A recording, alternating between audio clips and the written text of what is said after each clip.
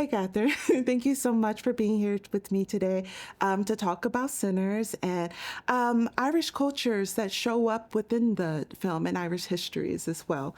So I would like to start off with having you introduce yourself. Sure. Hi, Brittney. Thank you for having me here. I'm delighted to be part of this.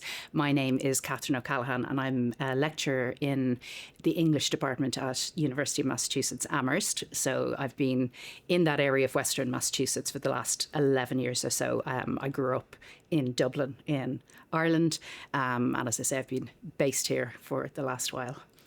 So I teach mainly Irish literature. There are a lot of students in the Western Massachusetts area who are descendants of Irish people who moved over here in successive waves from the 19th century, 20th century, and even more recently. So I get to teach Irish literature courses. I teach courses on James Joyce, which is my area of expertise. So I have undergraduate courses on Joyce and graduate courses. And I also teach courses which look at the role of music in novels and in literature, and a grad course on the role of different art forms in literature also.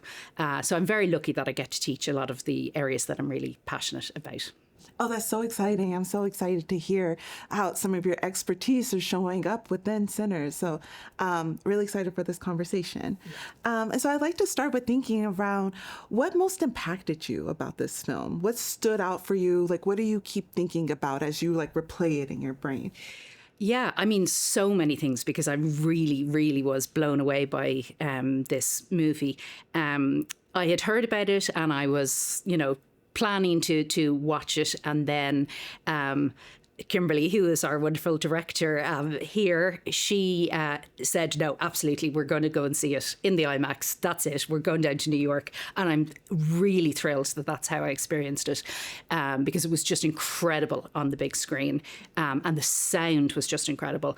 I was interested, and I'm sure we'll get to this, about the fact that the vampire character Remick was Irish, and I was wondering how that was going to be integrated into the movie.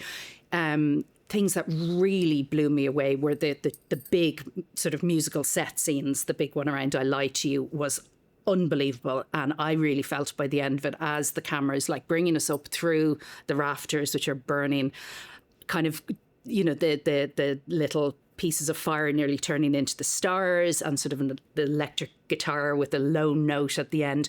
I felt like I was levitating off the seat going up with the camera. So I found I was, completely transported. At the start, I had all sorts of thoughts to myself of, I'll be trying to notice the camera tricks of how the twins are both in the same scene and so on. And that all totally disappeared. I was completely carried by the story. And I think really what stuck with me and what I've gone back to a lot is replaying those big musical scenes, both that key scene which sort of transcends time and space, as we have all of the musicians from the past and the future joining in, but also the Rocky Road to Dublin scene that takes place outside, which Remick leads. I've gone back to listen to that so many times. It's a really important piece of music in the Irish canon, and it has been covered by so many Irish musicians over the years. The Dubliners, the Chieftains, all of the big sort of Irish groups have covered it. More recently, Lancome, the Dublin group, and this was a different rendition that I hadn't heard. It thought about in this way, and I found that completely fascinating, how it had all of these tonal echoes with the blues music that was occurring within the barn, the sort of the mill structure itself, and that really fascinated me, because in a lot of ways, and I'm sure we'll talk about this more also, Remick is part of this white trio that arrives and are kind of demanding access to this music and this heritage for their own purposes, or for Remick's purpose. But actually, when that music, the Rocky Road to Dublin, is being performed, you do feel a sense of a sort of solidarity or empathy, in that there are all these sort of tonal and political and undercurrents that seem to connect the different groups through music, which I found amazing. Oh, that's so great. So you brought up some points that I really want to revisit. So you talk about being like when you first saw that the inclusion of Irish culture and Remick being the Irish vampire, that really fascinated you. You were excited for it.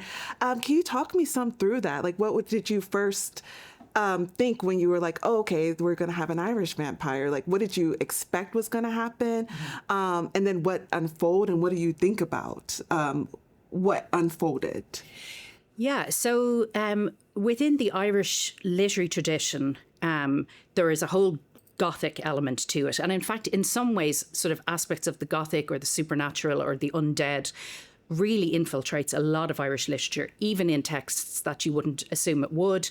A lot of Joyce, for example, Beckett and other writers. There actually are these elements of the undead, of, voices that are coming to us from the grave and so on, that are there in the literature. The actual canon itself then, we already have the Gothic tradition started in the English canon in the 18th century. And it's so well established that by about 1803, when Jane Austen is writing Northanger Abbey, which doesn't get published for a little while, but she's writing it then, she's already doing a sort of parody or pastiche of the Gothic novel already at that point.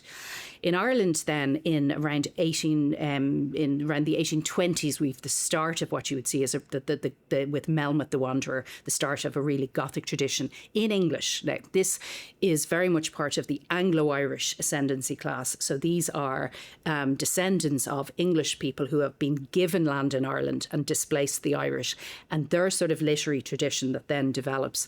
And that brings us through Sheridan Le Fanu, whose Carmilla is this really interesting vampire text, and then up to Bram Stoker, who is a Dublin writer who most famously wrote the most famous vampire of all time, Dracula.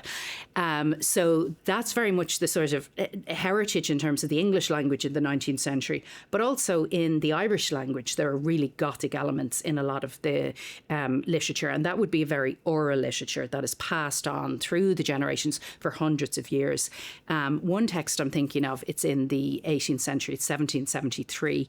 It's written by a woman who is keening or lamenting over her dead husband. It's a very long poem written in Irish, and you learn it in school, which is really interesting because it's very transgressive. You wouldn't read this poem in English in school in Ireland, I think, because when the woman who's lamenting the poem, her husband dies, his horse returns to collect her without him, so she knows he's dead. And she gets up on the horse, and the horse gallops to the husband's body, and he is dead but still warm. And she kneels down and she scoops up his warm blood and drinks it. And it's this extraordinary scene. It is very vampiric in some ways, and it's so that sort of very transgressive ideas are there in the Irish language literature as well. And that has seeped into all of the 20th century and 21st century literature in Ireland, often has these vampiric or Gothic elements to it, or ideas of the undead. So when it came to Remick then, the idea of him being a vampire from Ireland. Now, we don't get a huge amount about Remick's history. And I saw an interview that Jack O'Connell, who plays Remick, did, where he said he'd love to see a prequel, which I would too, because Remick clearly has come from Ireland itself. He's not an Irish American. He is from Ireland. But it's not really clear when he comes from. He seems to have a sort of inner sense of a successive wave of oppressors who have taken over his culture in some way. He talks about the men who took his father's land, but then he associates them with with religion, as though that they are the people who brought in religion. Now, Christianity came to Ireland in 432 with St. Patrick, and it is seen as a time where the older Irish customs were sort of pushed under to make way for Christianity. And then much later, you have the English coming to Ireland and eventually colonising the entire country, taking the land, and the Irish are put in the position of instead having to rent land from these landowners. And Remick seems to have the memory of all of that, right? He feels that both religion and the taking of the land has oppressed him in some way. But we don't really know what wave he comes with. Like, has he experienced the famine in the mid-19th century, for example, and has he come after that? Or is he from some earlier time period? So he's trying to make his way in America. The history of the Irish Americans and their interaction with other races and cultures often feels very different from the interaction of the Irish people who stay in Ireland. And I'll just give you one example of that, which is the Choctaw vampire seekers who we see at the start of the movie, who are coming looking for Remick, and they know he's not what he seems, and they're very suspicious, and they're trying to track him down, and they're trying to warn the people of him. Actually, in the 19th century, there was an incredible connection formed between the Choctaw tribe and the Irish people in Ireland.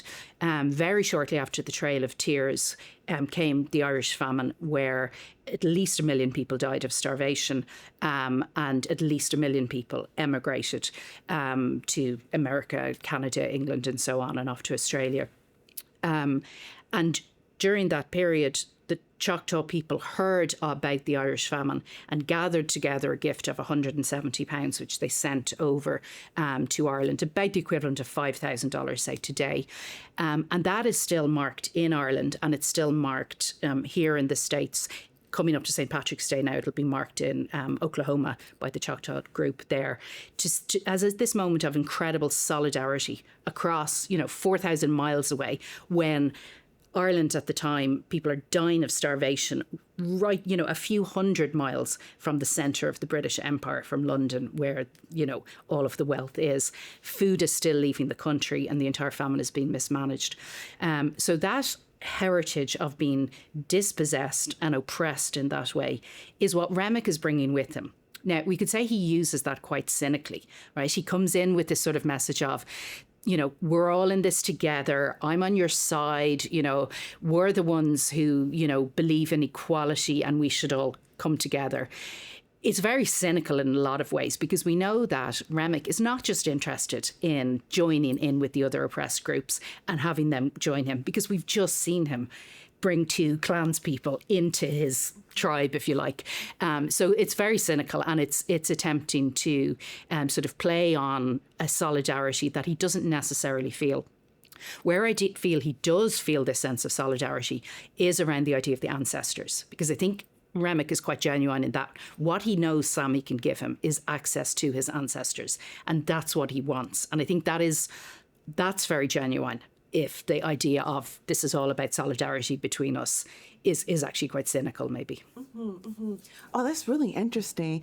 And I appreciate the language around the solidarity, and how, given the history, there is this sense of solidarity of different communities who are oppressed by British Empire are helping to restore life in some ways. Yeah. And we also see how in the film, in Sinners, that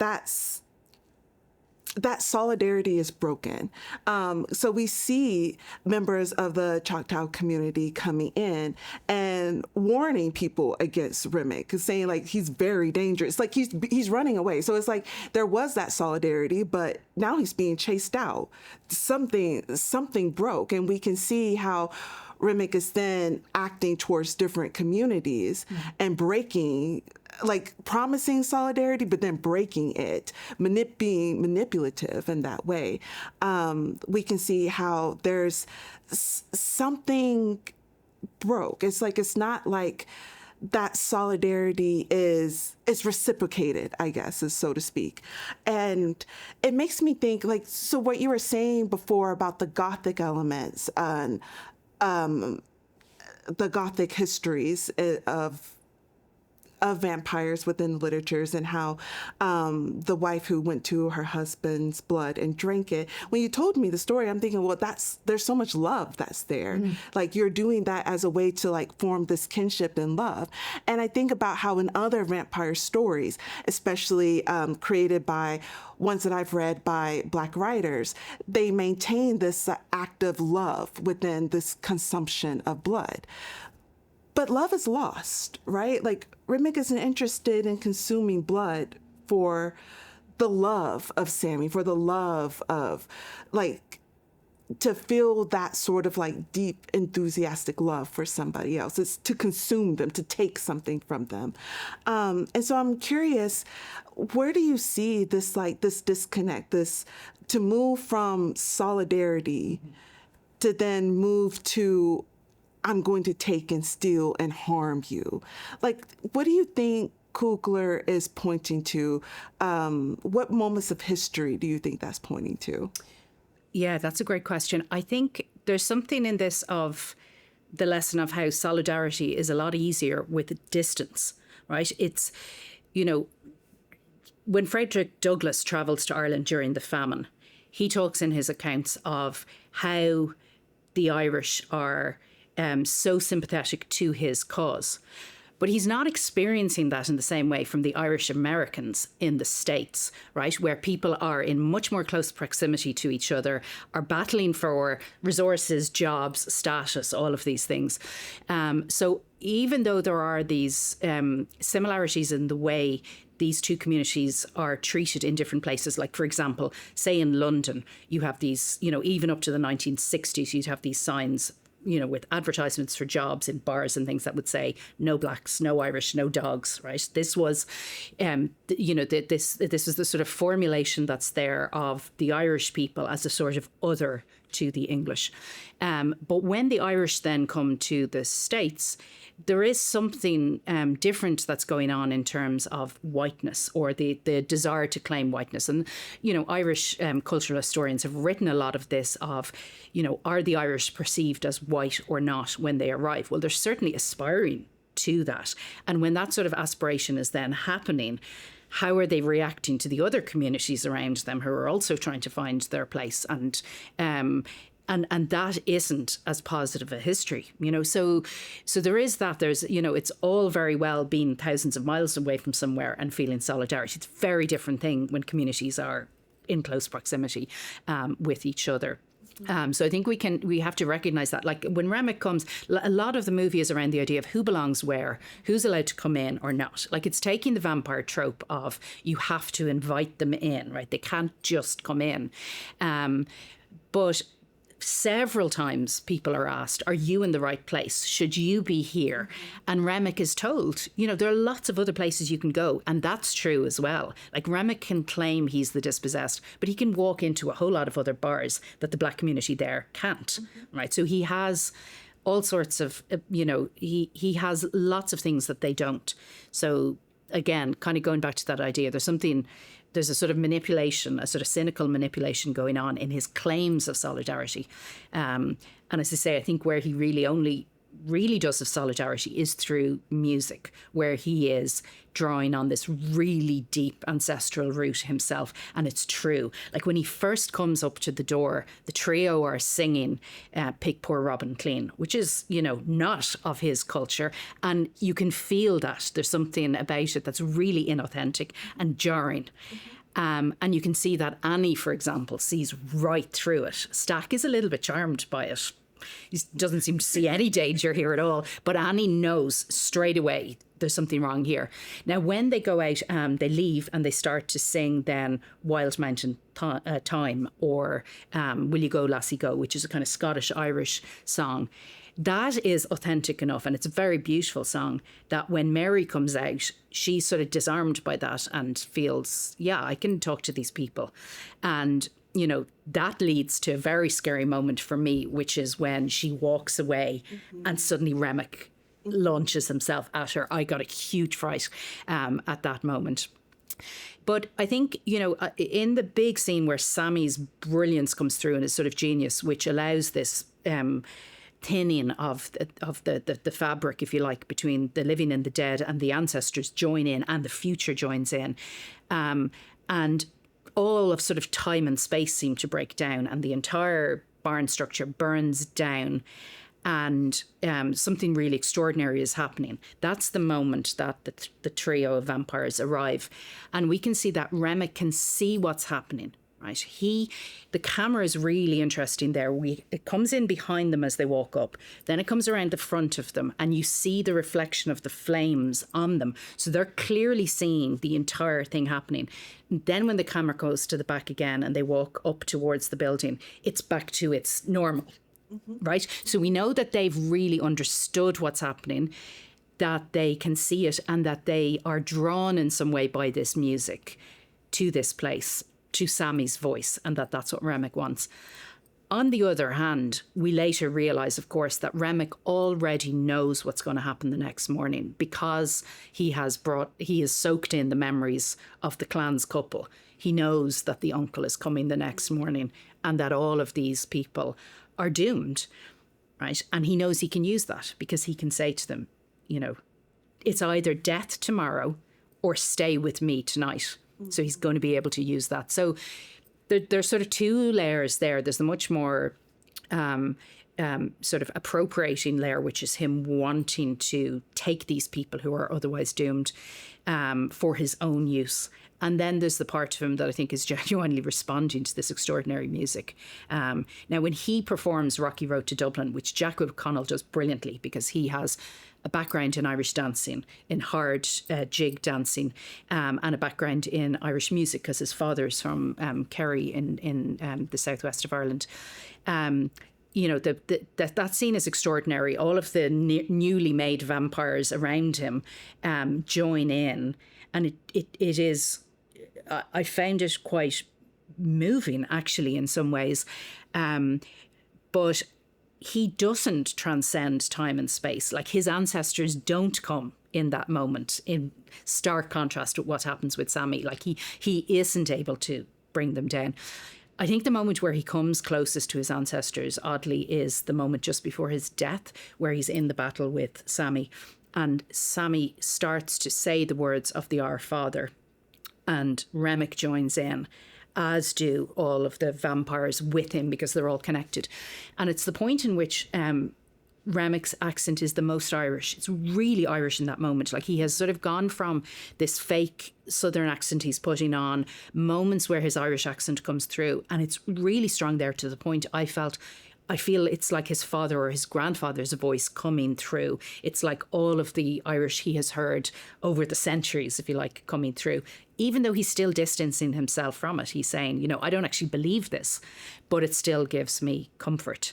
And it is enough, actually, those words, Sammy saying those words, gives Sammy the time to hold him off for long enough that smoke is able to appear and get rid of him. Oh, that's such a powerful moment. Yeah. And I appreciate you talking through the Rocky Road to Dublin and how that's a moment of where we can see that Remick is why he's interested in Sammy's getting access to ancestors through Sammy's powers. Yeah. So yeah, thank you for that. Yeah, I've one other thing actually on that, which is just the sort of connection that's there in the banging of the feet, the hard hitting of the feet in Irish music. I thought it had a lot of tonal echoes with the moment where Delta Slim and Stack and Sammy are in the car, and the story of the lynching is told, and Delta Slim starts to then hit, like sort of banging out the pain on his leg, humming, and then hitting the side of the car and starting it into music, and Stack says to Sammy, you've got your guitar there, get moving. And it felt to me very similar to the way in which in the Irish music, the importance of the banging of the feet, it's a sort of way of releasing anger, tension, trauma through the music, and that was a sort of real, authentic connection between the two forms of music, I think. Mm-hmm. Yes, that was such a very powerful scene. And I love the way with Delta Slim, like it didn't feel like he was performing in that moment. It felt like he was feeling something, and his body needed to move in order to feel all that pain, to express that pain in that moment. And so I definitely saw it with the moaning and the deep guttural moans that he was releasing. But as you're saying, I can now see it like with the beating of the hand against the leg in the car, and getting that rhythm is also a part of like releasing the trauma, releasing that deep feeling of hurt. Thank you for that. And so I'm also curious about the musicality of Irish culture within centers. And, at the opening, the narrator is discussing how different communities have how different cultures have people within their communities who can use music to kind of transverse the material world, to be in the material world and then the spiritual world as well. And how they have different names for these individuals. And the narrator also talked about Phyllis as well, right? And how in Irish culture there is people who can also use musicality of sorts to transvest, to not be so secular in the secular world, but also engaging with the mysticism and spiritual world as well. What do you think about that and that opening scene? Do you have some knowledge and some research around these community members and their abilities?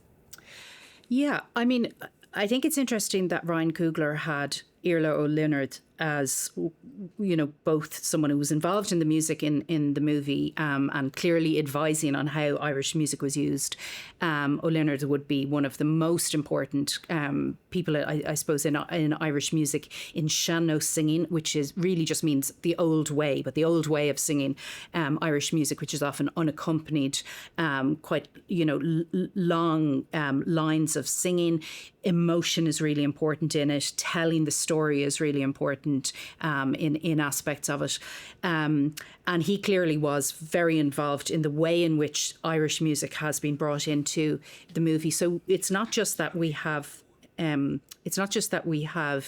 the songs themselves, but the music from the songs comes into the score also. So you have moments where, the big moment of Rocky Road to Dublin, actually when we come to that moment where Remick is dying, there's a little bit of the melody played just, I think, on a fiddle over the music that is playing at the time. So it is sort of, the music has been allowed to integrate into the overall score in that way. In Irish culture, there was far before the sort of the written culture that we experience today, there was a very long history of an oral culture in both music and poetry, and very central to communities would be these characters, these figures who would be the poet or filla, and would take on an enormous role in maintaining the culture, in remembering, reciting place lore, which is really important in Ireland. It's called Dinseanchas in Irish, which is like folklore, but in terms of place. And they would be able to narrate the list of towns and places, the heritage of individuals, their family tree. They would know all of that, and they'd sort of store all of that knowledge. And I think they were often given a space that was maybe usurped in some ways by the priest in later times, that they were sort of the ones who connect you to your ancestors, if you like, or your ancestral history. And I think, the deep history of Irish culture in terms of folklore and folk memory always has this edge to it, that there are these thin places or thin times where the living and the dead are far more in communion. It would have been Samhain in the ancient Celtic calendar, which is basically Halloween now, which is a huge part of Irish culture, and which came over here from Europe and particularly from Ireland to the sort of Halloween that's here now. But that idea that there are moments in which through music and poetry there can be some sort of connection to the past, I think is very much there as well. And I think that's a sort of aspect that Coogler is drawing on. He's seen a similarity there in Remick's absolute need for this connection that he has now lost, because he is in this place where he, has lost his soul, if you like. And, losing the soul is about losing access to the ancestors through poetry, through music, through literature, through storytelling. Oh, that's really impactful. I didn't really notice the connection between why Remick would want would need these souls, would need that, but it's a way to get access to the ancestors, because being vampire, that's lost. So he's thinking like if he can get Sammy, somehow he seems to feel that Sammy's talents, which will merge with him, will allow him to do that. I don't know if it's true, right? I don't know if Sammy is a vampire, would he still be able to do this? Because perhaps he will have lost his soul then too. But Remick certainly seems to feel that that's the possibility, that none of them have to die, because Remick doesn't believe in an afterlife, unlike Smoke, for example, who clearly does. And he doesn't think there's anything everlasting if you die.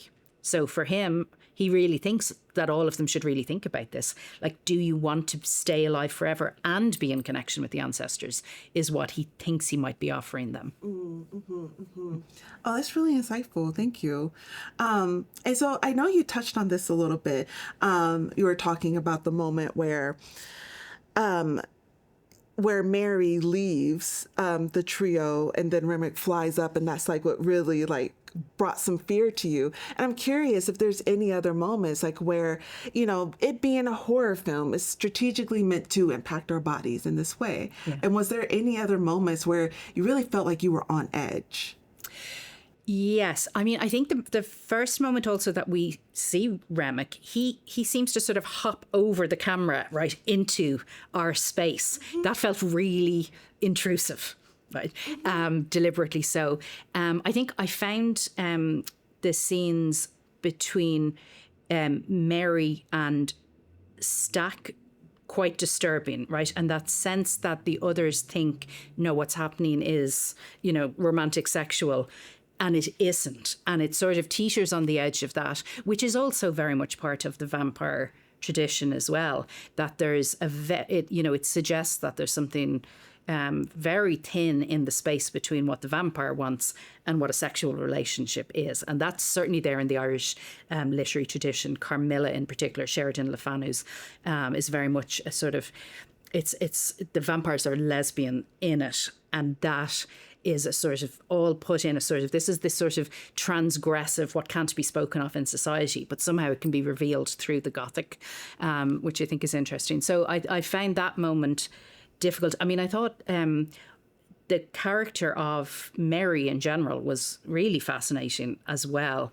And the way in which both of the twins have had to create this distance between them and the woman that they love, and how all of that comes together in this one night and the choices then that they all have to make. I did get a little bit of a fright at the end in that final scene where in the bar, where we have the older Sammy, who has now managed to achieve, his fame and his glory through his music, and in come suddenly Stack and Mary. That jolted me quite a lot, I have to say. I mean, there's moments of much more overt horror, like Sammy returning back to his father's church, with the claw marks on his face is horrific as well. I think the movie allows for, there's a sense of self-parody in some of those moments too, in that we move into this music that's like sort of operatic rock, with the organ comes in, and it's kind of using tropes of earlier vampire movies as well. There's a sort of da-da-da, here comes the moment in which the vampire is going to do something terrible. That almost takes the edge off it for me in those moments, because it's so clearly right, we're now in the realm of the vampire. This is what happens in vampire movies. The stakes are going to come out. There's going to be blood and guts and gore, and so actually it was probably smaller moments that really shook me. The moments of the unexpected, essentially. Yeah, and I love like the ending where you're kind of like, because like the history, like we've seen all of this, the violence that occurred before that ending. So we see like Remick and all of the vampires coming again, and we also see Stack and Mary run off. And so that moment where they come back into the bar is like you're remembering that history, like you're remembering what we did before. And so that remembering brought fear to you, like that suspense in some ways. That's really interesting. Thank you. Well, those are all of my questions. Were there any other things that you would like for us to talk about that we didn't get to touch on? one thing I didn't really talk about in terms of Rocky Road to Dublin is the significance of using that song. It is very much a song of emigration. So the character in Rocky Road to Dublin tells us that he has set off from his home in Tuam, which is in County Galway in the west. And he has this really sort of chaotic journey as he's travelling across the country. He goes through Mullingar, which is in the mainlands, and he's sort of stopping off and drinking in various places. And he very overtly says, I am doing this to suppress the pain and the sadness of what is happening in my journey. He moves across to Dublin and crosses over then to Holyhead and over to Liverpool. So he's sort of following a well-worn path of the Irish emigrant, that they have to leave home, they have to say goodbye. He has to say goodbye to the mother and father and leave in a way that suggests leaving forever. And crossing over. And when he gets to Liverpool, he encounters very anti-Irish sentiment from the English there, and he gets beaten up. And eventually he's saved by some other Irish people who have moved there. So as well as it being like a fantastic song and one that works really, really well in the context of the movie. I do think that's interesting that the song that has been chosen is one which is about the pain of leaving home, and what you can bring with you and what you have to say goodbye to. It's there, and Delta Slim thinks about that too when he's thinking about the blues, right? He says, this wasn't given to us like this religion. This is something that came from home. This is something that we carried and we kept with us, and is now finding this, new combination of musics that it's encountering. But it's been carried from somewhere else. And I think that the Irish main song that is chosen is one that is also about what you leave behind when you leave forever and what gets carried again. Music and, the Irish traditional music then does play a role in the development of the music in the Deep South. And that's something I know that Ryan Coogler has talked about a lot, that he has a really deep knowledge and interest of Irish traditional music and the effect that it had and what it influences and what it turns into then when it comes to the States. So that sort of sense in the movie of these people who are meeting, who are bringing something that has really come from somewhere else, some sort of remnant of home that needs to be that is of such significance, because really it is what is linking you back then either to home or to the ancestors. So I thought it was an inspired choice for that piece. Oh yeah, that's so interesting, because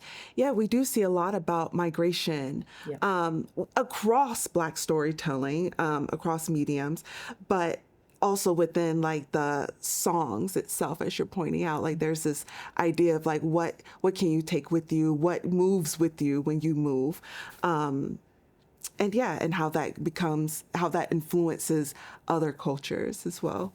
Thank you for that. Well, I think those are all the questions. So thank you so much for this conversation. I learned so much about Irish cultures and the history of Gothic vampires in Ireland, and how that is also influencing Coogler's film. So thank you for that insight. Thank you very much.